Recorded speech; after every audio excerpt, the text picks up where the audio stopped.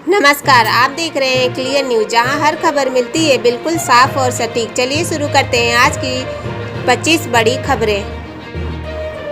दिल्ली में ration card नियमों में बड़ा बदलाव। दिल्ली सरकार ने राशन कार्ड के लिए पात्रता की वार्षिक आय सीमा 1 लाख रुपए से बढ़ाकर 2.5 लाख रुपए कर दी है। इससे लाखों निम्न और मध्यम आय वर्ग के परिवारों को लाभ मिलने की उम्मीद है। साथ ही राशन वितरण में पारदर्शिता लाने के लिए डिजिटल भुगतान व्यवस्था को अनिवार्य बनाने का निर्णय लिया गया है। सरकार का दावा है कि इससे भ्रष्टाचार और फर्जीवाड़े पर रोक लगेगी।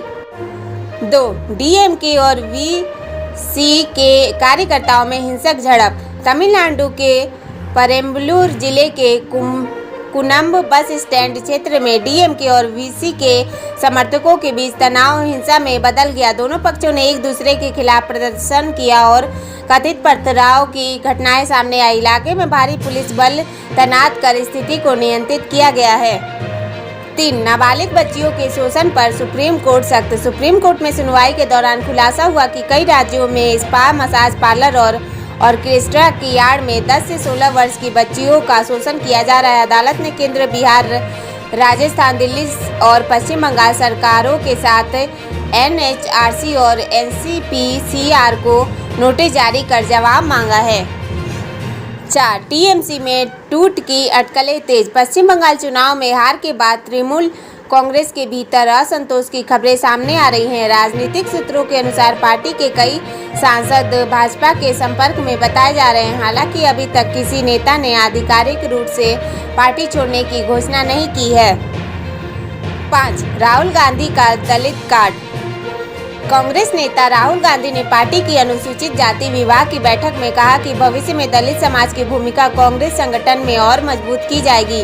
उन्होंने माना कि अतीत में दलितों के लिए पर्याप्त कदम न उठाने से क्षेत्रीय दलों को मजबूती मिली है। ममता बनर्जी पर एफआईआर। इससे जुड़े कथित विवादित बयान को लेकर पश्चिम बंगाल की पूर्व मुख्यमंत्री ममता बनर्जी के खिलाफ सिलीगुड़ी साइबर थाने में शिकायत दर्ज की गई है। शिकायतकर्ताओं ने उन पर धार्मिक भावनाएं आहत करने का आरोप लगाया है। राजस्थान सरकारी सहकारी कर्मचारियों की चेतावनी। राजस्थान सहकारी कर्मचारी संयुक्त संघर्ष समिति ने सरकार को चेतावनी दी है कि लंबित मांगों का समाधान नहीं हुआ तो 1 जून से फिर कार्य बहिष्कार शुरू किया जाएगा। कर्मचारियों का आरोप है कि कई जिलों में महीनों से वेतन भुगतान नहीं हुआ है। ग्रेजुएटी पर हाई कोर्ट का ऐतिहासिक फैसला। ग्वालियर हाई कोर्ट ने कहा कि ग्रेजुएटी कर्मचारी की मेहनत की कमाई से बर्खास्तगी के आधार पर नहीं रोका जा सकता। अदालत ने कंपनी को मृत कर्मचारी की पत्नी को ब्याज सहित भुगतान करने का आदेश दिया और अनुपालन न होने पर जुर्माने की चेतावनी भी दी। यूपी में 1 day governance centre. Uttar Pradesh सरकार नगर निगमों में 1 डे गवर्नेंस सेंटर शुरू करेगी। यहाँ जन्म प्रमाण पत्र, मृत्यु प्रमाण पत्र और संपत्ति म्यूटेशन जैसे कई कार्य एक ही दिन में पूरे किए जाएंगे। इससे नागरिकों को सरकारी दफ्तरों के चक्कर नहीं लगाने पड़ेंगे। छत्तीसगढ़ मंत्रालय में ई फाइल अनिवार्य। 1 जून से छत्तीसगढ़ सरकार सभी विभागों में केवल ई फाइल प्रणाली लागू करेगी। हार्ड कॉपी फाइलें स्वीकार नहीं की जाएगी। सरकार का कहना है कि इससे प्रशासनिक कामकाज तेज, पारदर्शी और जवाबदेह बनेगा। 11 अफसरों का महंगाई भत्ता बढ़ा। छत्तीसगढ़ सरकार ने आईएएस, आईपीएस और आईएफएस अधिकारियों का महंगाई भत्ता 58% से बढ़ाकर 60% कर दिया है। यह बढ़ोतरी 1 जनवरी 2026 से प्रभावी मानी जाएगी और जून में वेतन एरियर का भुगतान भी दिया जाएगा। बकरीद के दिन परीक्षा पर विवाद। दिल्ली विश्वविद्यालय द्वारा बकरीद की छुट्टी वाले दिन परीक्षा आयोजित करने के फैसले को हाई कोर्ट में चुनौती दी गई है। याचिकाकर्ता छात्र ने इसे धार्मिक अधिकारों का उल्लंघन बताया है। रणवीर सिंह विवाद पर FWICE का बयान। डॉन 3 से रणवीर सिंह के अचानक बाहर होने के बाद FWICE ने उनके खिलाफ नॉन कोऑपरेशन निर्देश जारी किया था। अब संस्था के प्रमुख अशोक पंडित ने कहा कि करोड़ों रुपए का नुकसान होने के कारण यह कदम उठाया गया है। बिहार MLC चुनाव का कार्यक्रम घोषित। बिहार विधानसभा परिषद की 10 सीटों के लिए 18 जून को मतदान होगा। इन्हीं सीटों में एक उपचुनाव भी शामिल है। चुनाव में केवल विधायक मतदान करेंगे और परिणाम उसी दिन घोषित किए जाएंगे। 15 राम रहीम फिर पैरोल पर बाहर। डेरा सच्चा सौदा प्रमुख गुरमीत राम रहीम को 30 दिन की पैरोल मिली है। 2017 में दोषी ठहराए जाने के बाद यह उनकी 16वीं पैरोल या फरलो है। जेल से निकलने के बाद उन्हें सुरक्षा घेरे में डेरा मुख्यालय ले जाया गया। 16 बंगाल में 12 संदिग्ध विदेशी हिरासत में। मालदा और मुर्शिदाबाद में नए होल्डिंग सेंटर शुरू किए गए हैं। इन केंद्रों में 12 संदिग्ध विदेशी नागरिकों को रखा गया है, जिनकी नागरिकता और कानूनी स्थिति की जांच की जा रही है।